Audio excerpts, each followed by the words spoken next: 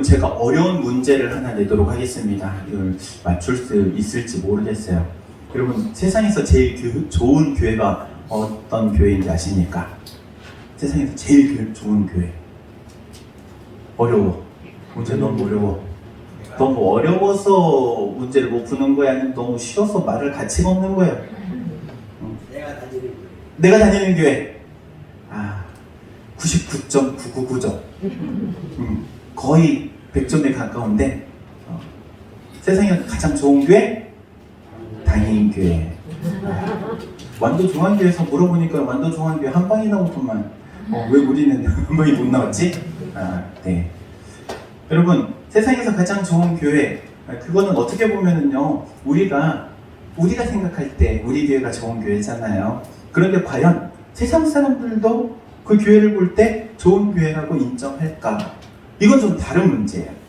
우리가 생각하는 좋은 교회, 그리고 세상 사람들이 좋은 교회라고 생각하는 그런 좋은 교회, 다른 것처럼 하나님께서 보실 때 좋은 교회도 다른 거예요. 그러면 우리는 어디에다 맞춰야 될까요? 내 기준에 맞추면 돼요? 안 돼요? 안 돼요. 세상 사람들의 기준에 맞추면 돼요? 안 돼요? 그것도 안 돼요. 그럼 누구 기준에 맞춰야 돼요? 우리 하나님 기준에 맞춰서 하나님 보시기에 좋은 교회가 진짜 좋은 교회. 할렐루야? 아멘. 여러분, 세상의 기준과 그리고 세상의 판단이 얼마나 다른지 한번 생각해 보시기 바랍니다. 제가 청년 때에는요, 이런 노방 찬양 같은 거를 했어요. 가끔 한 번씩, 자주는 아니지만은 청년들하고 학생들하고 같이 나가가지고 노방 찬양을 하면서 이렇게 집회는 아니지만 찬양을 하죠. 그런데 이게 오늘로 따지면 꼭 버스킹이야. 버스킹 뭔지 아시죠? 버스 타고 가는 거 아니에요? 버스킹. 오늘로 따지면 어떻게 보면 버스킹의 원조가 이 교회에서부터 했던 것 같아요. 그래서 저 청년 때는 그렇게 찬양을 하면 사람들이 와가지고 다 같이 찬양도 하고 그랬어요. 그거가 별로 문제가 되지 않았어요. 그런데 요즘은요, 그렇게 찬양하잖아요? 그럼 신고 들어요. 신고 들어요. 잡아가라고. 저거 못하게 하라고. 종교 행위한다고 못하게 해요. 그런데 가요를 부르잖아요? 그럼 사람들이 모여요. 이게 세상 사람들이 바라보는 기준이에요. 하나님께서 바라보실 때 무엇을 기뻐하실까요? 찬양하는 것을 기뻐하실까요? 아니면 가요 부르면서 춤추는 것을 기뻐하실까요? 이거는 물어보나 만한 거죠. 하나님 앞에 찬양하는 걸 하나님께서 기뻐하실 줄로 믿습니다. 여러분, 이런 시야를 가져야 되는 거예요. 우리의 가치관이 하나님께서 바라보실 때 라는 조건으로 바라볼 수 있어야 되는 거예요. 일종의 색깔 안경을 맞춰야 돼요. 세상 사람들은요, 자기들에 맞는 색깔 안경을 끼고 있어요. 그 색안경을 끼고 보니까는 교회가 무엇을 해도 별로인 거예요. 쟤네들이 지금 무언가를 하려고 지금 작당하는 거야. 좋게 보지 않는 거야. 색깔 안경을 끼고 있기 때문에 그런데 우리도 색깔 안경을 껴야 돼요. 어떤 색깔 안경이냐면 세상의 문화, 세상의 가치관이라는 색깔 안경이 아닌 하나님의 말씀이라는 색깔 안경, 그리고 하나님의 마음이라는 색깔 안경. 이 색깔 안경을 낄 때 비로소 무엇이 좋은 것인지, 악한 것인지, 선한 것인지, 죄인 것인지 분별할 수 있는 거예요. 사랑하는 성도 여러분, 이러한 분별력 있는 신앙생활을 할 수 있기를 주의 이름으로 축원드립니다. 세상의 기준과 하나님의 기준이 너무나도 달라요. 성경에도 보니까는 이런 사건이 하나 있었어요. 예수님께서 마리아의 집에 가셨는데 이 마리아가 향유를 들고 와요. 그리고 이 향유를 예수님의 발에 붓고 자신의 머리로 싹 닦아드려요. 그러니까는 그 모습을 지켜보던 어떤 한 사람이 책망하기 시작해요. 가룟 유다라는 사람이 책망하는데 이렇게 말합니다. 아니, 그 향유를 팔면 300데나리온 될 텐데 1년 연봉 나오는데 그 돈을 가난한 사람들을 위해서 사용하면 좋았을 텐데 왜 그렇게 허비하느냐, 이렇게 얘기를 해요. 여러분, 이것은요, 세상 사람들이 바라보는 시선이에요. 그런데 예수님께서 뭐라고 말씀하신가 하면 이렇게 말씀하십니다. 요한복음 12장 8절 말씀에 가난한 자들은 항상 너희와 함께 있거니와 나는 항상 있지 아니하리라, 이렇게 말씀하세요. 이 말의 의미는요, 우선순위가 있다는 것을 말씀하시는 거예요. 가난한 자를 돕지 말라는 게 아니에요. 가난한 자들 도와야 돼. 맞아. 맞는 말이야. 그런데 그거보다 우선 먼저 해야 할 게 있는 거야. 우선 먼저 해야 될 것. 여러분, 먼저 해야 될 게 무엇입니까? 예수님께서 말씀하시죠. 먼저 그의 나라와 그의 의를 구하라. 먼저 구할 게 있는 거예요. 나중에 구할 게 있는 거고. 그래서 항상 모든 일에는 일의 경중을 따져야 되고 우선순위에 있어서 먼저 해야 할 것과 나중에 해야 할 것을 분별할 수 있어야 되는 거예요. 좋은 교회는요, 그래서 교회만이 감당할 수 있는 사역을 하는 교회가 좋은 교회예요. 교회가 많은 교회들이 구제를 합니다. 긍휼 사역을 합니다. 그리고 어려운 이들을 도와주는 사역들을 많이 해요. 그리고 그런 교회들을 향하여서 세상 사람들은 저 교회는 교회답다. 혹은 괜찮은 교회네. 이렇게 이야기합니다. 그리고 야, 교회가 저 정도는 해야지. 그렇게 이야기를 해요. 여러분, 그런데 물론 우리가 긍휼사역, 구제사역, 어려운 이들을 돕는 일들 해야 합니다. 해야 하지만 그보다 먼저 해야 할 게 있는 거예요. 그거보다 더 중요한 것. 그것이 무엇인가 하면 바로 하나님을 찬양하고 예배하고 기도하고 그리고 생명의 복음을 전하는 것. 이게 먼저 돼야 되는 거예요. 우선순위에 있어서. 왜 그런가 하면은 교회가 하나님께 예배하지 않고 찬양하지 않고 기도하지 않고 복음을 전하지 않으면 세상의 그 어떤 조직도 하나님께 예배하지 않고 그리고 복음을 전할 그 어떤 조직도 없기 때문에 그래요. 여러분, 구제, 긍휼사역, 어려운 이들을 돕는 것, 이거는 교회가 아니어도 세상 기관에서도 해요. 국가에서도 해요. 그런데 복음을 전하는 것은 교회가 하지 않으면 그 어떠한 기관도 국가도 하지 않는다는 것을 기억해야 합니다. 그러므로 믿는 우리 그리스도인들에게 있어서 우선순위에 가장 맨 첫 번째 있어야 할 것은 하나님께 예배하는 것, 그리고 생명의 복음을 전하는 것. 이건 교회만이 할 수 있기 때문에, 그리스도인만이 할 수 있기 때문에 세상 사람들이 하는 것까지 똑같이 따라갈 필요가 없는 거예요. 사랑하는 성도 여러분, 이게 하나님께서 주시는 특별한 은혜이며 동시에 사명인 줄로 믿으시기 바랍니다. 하나님을 찬양하고 예배하고 생명의 복음을 전하기 위해서 그런데 전제 조건이 있어요. 먼저 이루어져야 되는 것. 그것은 뭐냐면은 바로 바른 신앙 고백이에요. 바른 신앙 고백. 제가 청년부를 맡아가지고 했던 경험 중에 한 이야기를 하고자 합니다. 여자 청년 자매가 있었는데 1대1 제자훈련을 하면서 저희 아내가 1대1 제자훈련을 했어요. 어머님은 권사님이셨고 이제 이 청년도 오랜 신앙생활을 했어요. 10여년 넘게 신앙생활을 했던 이 청년에게 예수님은 누구인가? 라는 질문에 이 청년이 모태신앙은 아니에요. 모태신앙은 아니지만 10수년을 그렇게 교회 안에서 자랐고 신앙생활을 했는데 이 청년이 하는 말이 예수님은 선지자 중에 한 명이죠. 그런 대답을 한 거예요. 선지자 중에 한 명이랍니다. 여러분, 예수님이 누구이십니까? 하나님의 아들. 온전한 신앙 고백 위에 세워지는 이 신앙인이 온전한 신앙인인 줄로 믿습니다. 예수님에 대한 신앙 고백이 없는 거예요. 그냥 선지자래요. 우리에게 좋은 가르침을 주시기 위해서 오신 분이라는 거예요. 아니에요. 여러분, 예수님은 하나님의 아들이세요. 아니, 하나님이신 분이세요. 하나님이시다 그러면 사람들이 그래 또 성경에서는요, 예수님이 어떤 분이냐, 하나님이신 분이다 정확하게 우리에게 말씀하고 계세요. 성경을 안 보니까 뭐 알 턱이 있나. 여호와의 증인이 왜 이단인지 아세요? 여호와의 증인은 예수님을 선지자 중에 한 명이라고 하고 좋은 가르침을 주기 위한 선생님 중에 한 명이라고 말해요. 하나님의 아들이라고 인정하지 않고 하나님이라고도 인정하지 않아요. 예수님은 하나님의 아들이세요. 뿐만 아니라 하나님 자체이신 분이세요. 우리가 고백하는 신앙 고백, 삼위일체 하나님이세요. 삼위일체 하나님, 첫 번째 세상 만물을 창조하신 성부 하나님, 그리고 우리를 위해서 십자가를 지시어서 우리의 모든 죄를 대신 담당하신 예수 그리스도, 그리고 우리에게 오셔서 우리 안에 믿음을 주시는 성령 하나님, 삼위일체 하나님이 우리가 믿는 하나님이라는 사실을 기억하시기 바랍니다. 예수님은 하나님이십니다. 요한복음 1장 말씀에 보면 이렇게 말씀하시죠.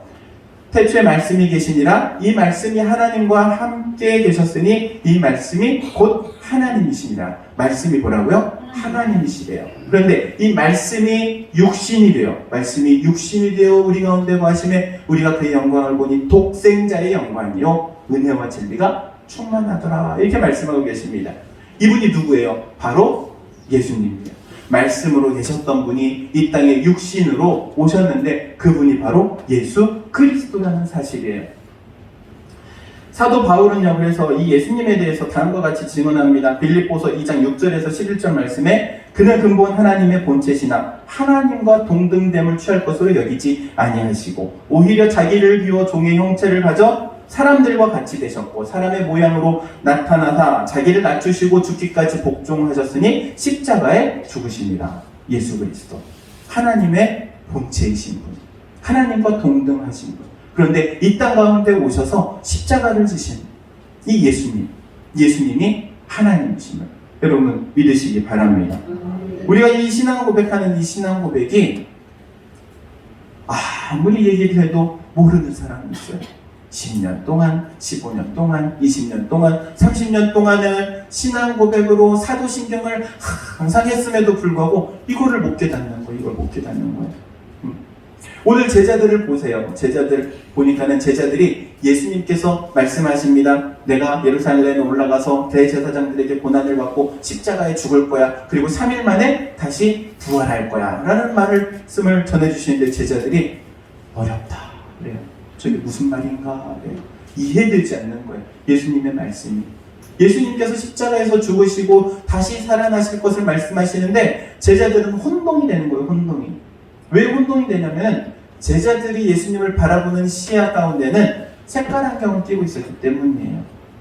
이 온 인류의 죄를 담당하시기 위해서 오신 메시아로 오신 예수님으로 바라보는 게 아니고 이 제자들은 예수님을 바라볼 때 로마의 압제를 당하고 있는 우리를 이제 혁명을 일으켜가지고 뒤집어가지고 이 이스라엘의 왕으로 되실 분, 이걸 바라는 거예요. 로마로부터 자유. 그리고 예수님이 왕이 되시면 우리는 한 자리씩을 차지하겠노라. 이런 생각을 가지고 있기 때문에 예수님이 보이지 않는 거예요. 하나님의 아들이신 예수님이 보이지 않는 거예요. 여러분, 예수님이 어떤 분이십니까? 예수님은요, 우리를 구원하시는 분이세요. 구원자이신 예수님. 예수라는 그 이름의 뜻조차도 구원자잖아요. 우리를 구원하시기 위해서 이 땅에 오신 예수님. 그럼 도대체 구원이 뭐예요? 구원이 뭐야? 그랬더니 어떤 학생이 그렇게 얘기를 하더라고요. 10원에서 1원을 빼면 구원이 됩니다. 그게 구원이 아니고 죽어가는 위험 가운데 있는, 그냥 놔두면 죽어, 물에 빠져 죽어, 불에 타서 죽어가는 그 사람을 위기 가운데 건져내는 게 바로 구원인 거예요. 구원은요, 그래서 성경에서는 두 가지 의미를 가지고 있어요. 먼저 첫 번째는요, 작은 의미로서 죄로부터의 구원의 의미가 있어요. 예수님의 십자가의 죽으심은 우리의 죄를 대신 담당하신 죽음이세요. 누구든지 그래서 예수님을 믿기만 하면 우리의 모든 죄를 그 십자가에 못 박아 용서받고, 할렐루야, 아멘. 하나님의 자녀가 되는 은혜를 주시는 거예요. 그래서 예수의 이름에 능력이 있는 거예요. 어떤 능력이 있어요? 죄사함의 능력. 할렐루야, 아멘. 하나님의 용서의 은혜가 우리 가운데 임하는 거예요. 예수님의 십자가 때문에. 이게 좁은 의미의 구원의 의미예요. 그런데 그 의미만 있는 게 아니에요. 넓은 의미의 구원도 있어요. 그 구원의 의미는 예수님의 사역을 통해서 알 수 있어요. 예수님께서 오셔가지고 이 백성들에게 하나님의 말씀을 가르치실 뿐만 아니라 어떤 일들이 있었어요. 장님이 눈을 뜨고, 앉은 뱅이가 일어나고, 귀머거리가 듣게 되고, 놀라운 치료의 역사, 치유의 역사가, 회복의 역사가 일어나요. 그들의 삶의 문제를 그냥 가만히 두지 않으시고 그 문제를 해결해 주시는 거예요. 그 문제, 어려움 가운데, 위기 가운데, 고난 가운데 있는 그들의 삶의 문제들로부터 예수님께서 건져주시는 거예요. 그래서 구원이다 라는 말의 의미는요, 작게는 죄로부터의 구원, 하나님의 자녀됨의 은혜가 있지만 더 넓은 의미로 가면은 하나님께서 우리의 삶을 항상 어떻게 붙들어주고 계십니다. 이게 구원인 거예요. 그래서 어떤 상황, 어떤 어려움 가운데 하나님께 기도하면 하나님께서 건져주시는 줄로 믿습니다. 이게 구원의 은혜인 거예요. 예수님께서 바로 우리를 구원하시기 위해서 오신 분이라는 이 사실을 믿으시기 바랍니다. 그리고 세 번째로 예수님은 보혜사인 성령님을 보내주시는 분이세요. 성령님. 예수님께서 말씀하십니다. 내가 가는 곳이 너희에게 유익이다. 그래요. 예수님이 가심으로 인하여서 성령님이 우리에게 오시게 된 거예요. 성령님이 오셔서 하시는 일이 있어요. 가장 귀하고 중요한 일 무엇인가 하면 우리에게 믿음을 주시는 거예요. 여러분 2000년 전에 예수님께서 십자가에 못 박혀 돌아가신 그 사건이 어떻게 내 죄의 문제를 해결해 주는 사건이 됩니까? 성령께서 믿음을 주셨기 때문에 2000년 전의 사건이 아니라 지금 오늘 나의 사건이 되는 거예요. 성령님께서 우리에게 믿음을 주셨기 때문에 그게 믿어지는 거예요. 놀라운 것은 하버드 대학교 종교학을 공부하고 이렇게 오신 분이 계세요. 비교 종교학. 그래서 종교들의 핵심 가르침을 너무 잘 알아. 기독교에 대해서도 얼마나 강의를 잘하는지 몰라요. 그런데 이분이 스님이에요. 스님인데 기독교에 대해서 웬만한 목사님보다 잘 알아. 잘 알기는 하는데 그에게 무엇이 없느냐? 믿음이 없는 거예요. 잘 풀어서 성경을 잘 풀어서 설명을 해줄 수 있을지 몰라도 그에게는 예수님을 구원자로 믿는 믿음이 없는 거예요. 그런데 우리는 잘 몰라. 잘 모르잖아요. 솔직히 저도 잘 몰라.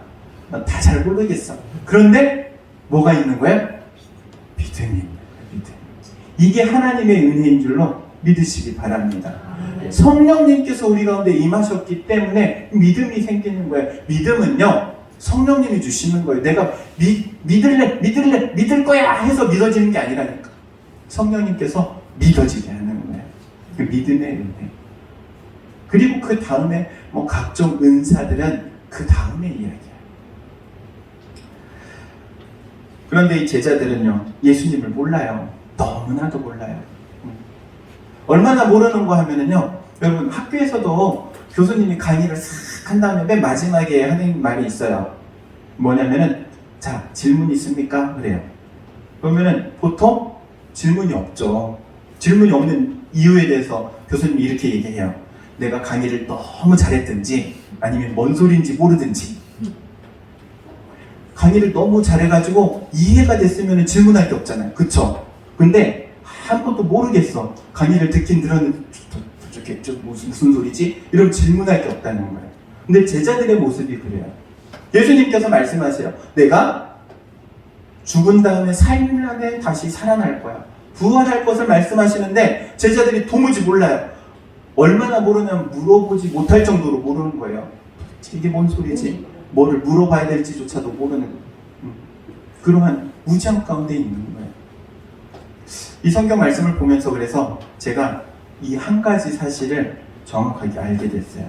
뭐냐면 깨닫는 것도 은혜라는 사실. 하나님의 말씀을 보면서 깨닫는 것도 하나님의 은혜인 거예요. 수많은 사람들이 이 복음의 말씀을 깨닫지 못한 채로 교회 다니는 사람들도 있어요. 그래서 교회를 다니면서도 윤리가 기준인 사람들이 있어요. 도덕이 기준인 사람이 있어요. 법이 기준인 사람이 있어요. 그런데 이 말씀이 깨달아진 사람에게는 기준이 하나님께로 바뀌는 줄로 믿습니다. 예수 그리스도로 기준이 맞춰지는 줄로 믿습니다. 우리 당인교회는, 우리 성도들은 여러분의 삶의 기준이 누구에게? 하나님께. 누구에게? 예수 그리스도께 맞춰지기를 주의 이름으로 축원드립니다. 깨닫는 것도 은혜입니다. 기도하도록 하겠습니다.